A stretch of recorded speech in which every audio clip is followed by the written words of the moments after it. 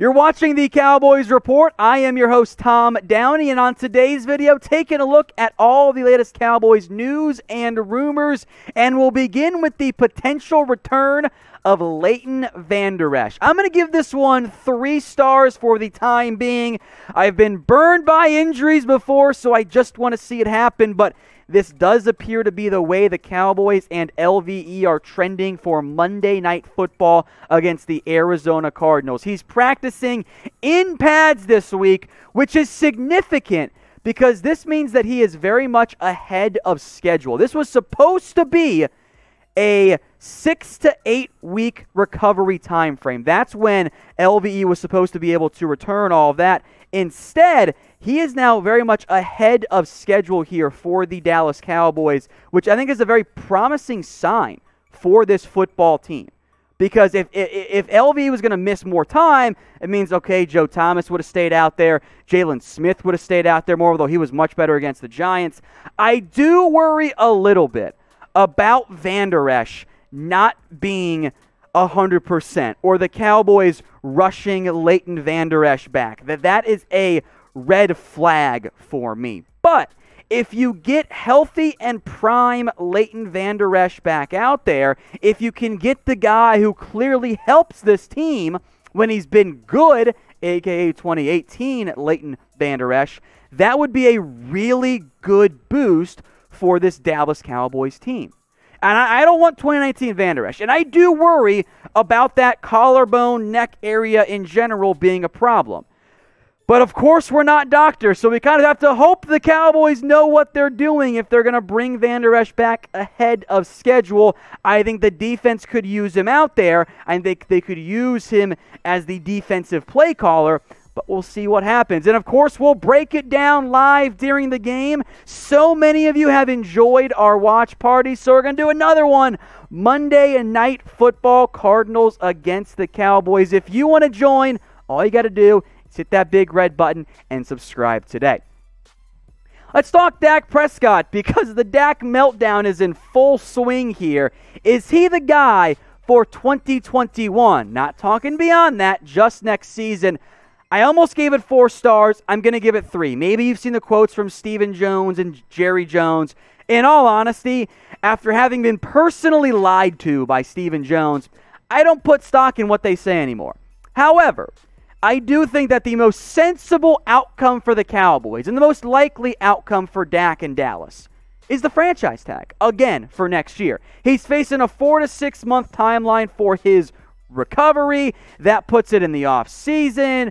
I know the meltdown has begun of, oh my God, Dak and the contract and blah, blah, blah. We'll talk more about this later on in the show as well. But I think it's pretty darn clear that the best path for both of these sides is to just get a deal done in terms of just the tag worst case scenario. Because the Cowboys can't let Dak hit the open market. That's not going to turn out well at all for them. That's a horrible idea in the end. And then on top of that, Dak's not going to take less than the franchise tag because someone will pay it to him. So I think in the end, you end up seeing these two sides agreeing to say, hey, you know what? Maybe let's ride the tag out one more year. Dak's not going to fold at this point. It's not going to be a year-long recovery. As gross as it was, in all honesty, a broken ankle is probably a little bit better here than a full-fledged torn ACL or a shoulder injury like Drew Brees suffered a few years ago. Now, if it's your first time watching the show, I know a lot of you guys here are new watchers. If you're wondering what the stars mean, here, let me explain them to you. 0 stars, fake news. It's the number of Carson Wentz playoff wins. 1 star, there's a small shred of truth here, but, don't get your hopes up. 2 stars, firmly in that rumor category. 3 stars means it's pretty darn likely. And 4 stars means Zeke's eaten, and we might need to change 4 stars in the near future.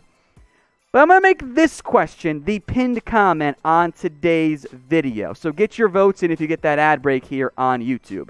Will Dak Prescott be the Cowboys quarterback in 2021? Y for yes or N for no?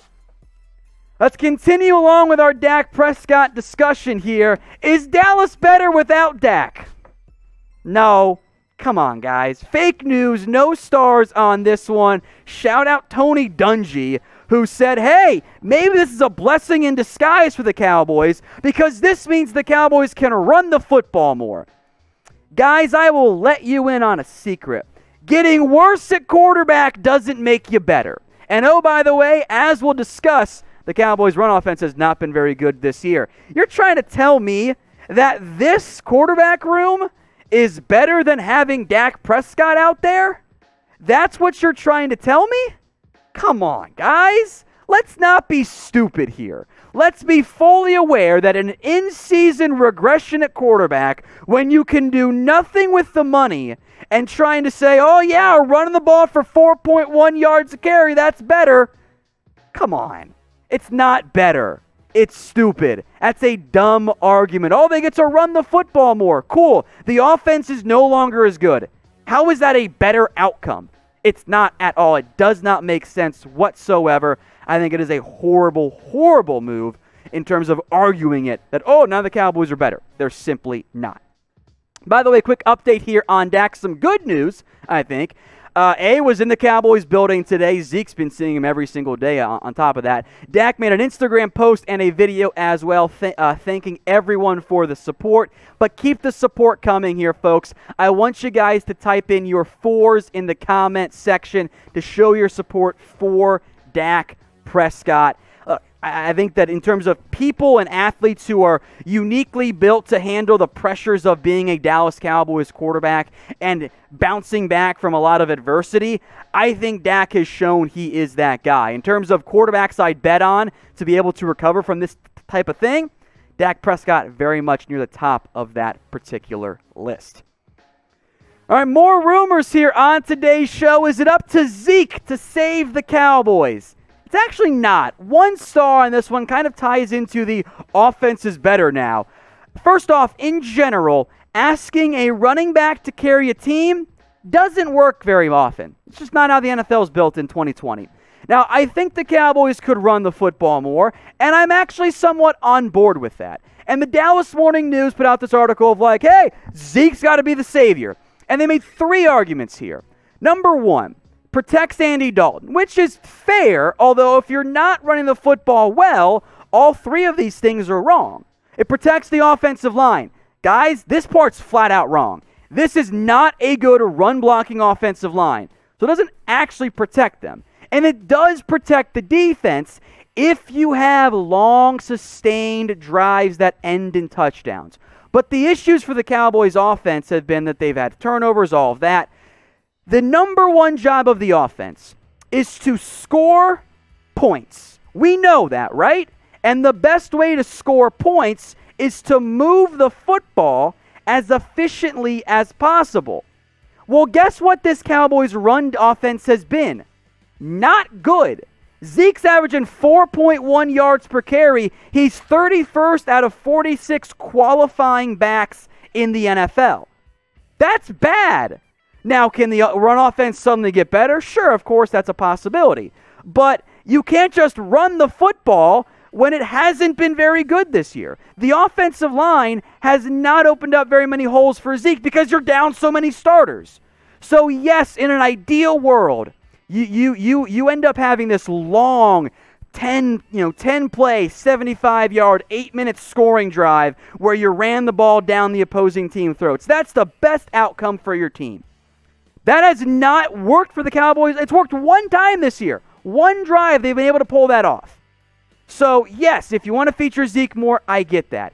But in the end, you have to find a way to score points. And so far this year, you've had a lot more success with throwing the football. And that might change with Dalton now instead of Dak Prescott. I am down to try and give Zeke a little bit more work. But just giving him the football and saying this will fix it, it's not going to work out very well. Now, in general, I'm actually not that concerned about the offense. Dalton is fine. The receiving corps will make a whole bunch of big plays for you.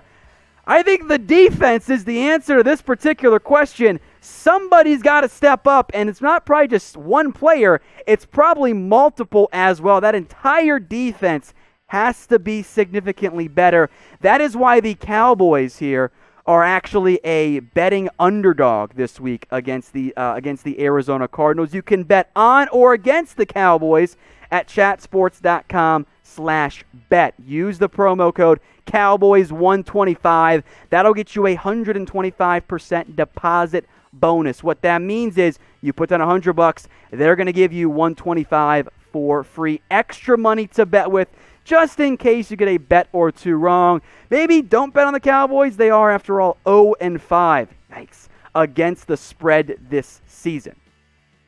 All right, trade ideas now. This one, don't blame me for it. ESPN's Bill Barnwell,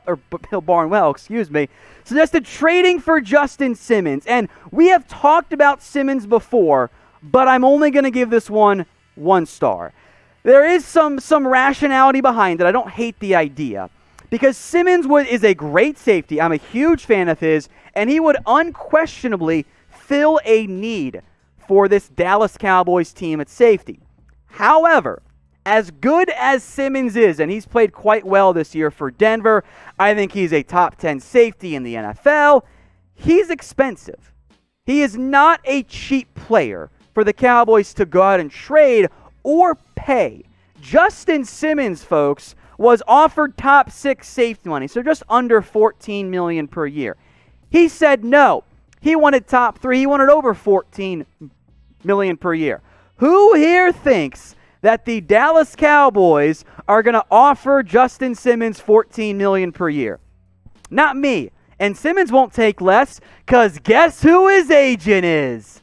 It's Todd France, the same guy so many of you are upset with, because that's Dak Prescott's agent, and he clearly wasn't going to let his clients take less this year.